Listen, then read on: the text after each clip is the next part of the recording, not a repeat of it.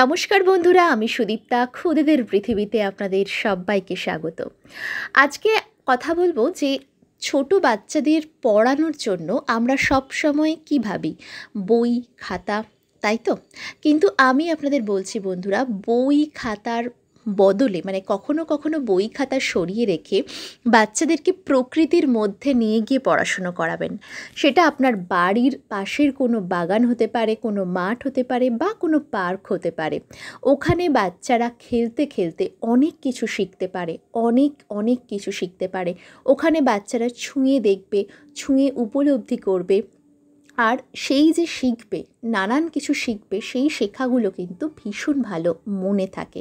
ওখানে বাচ্চারা খেলতে খেলতে যে জিনিসগুলোই আপনি শেখাবেন, সেই জিনিসগুলো কিন্তু ওদের খুব ভালো মনে থাকে।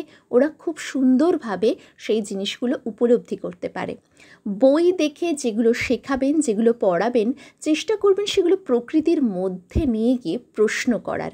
সেগুলো প্রশ্ন করুন, এমন কিছু জিজ্ঞাসা করুন, দেখুন উত্তর দিতে পারছে নাকি। সবুজের মধ্যে নিয়ে গিয়ে যদি বাচ্চাদেরকে পড়ান না, দেখবেন সেই পড়ানোর কী বলবো, মানে সেই পড়ানোর যে আনন্দটা ওরাও পাবে আর আপনারাও পাবেন। চেষ্টা করুন বাচ্চাদেরকে বই খাতাটা মাঝে মধ্যে সরিয়ে রেখে প্রকৃতির মধ্যে নিয়ে গিয়ে পড়াতে।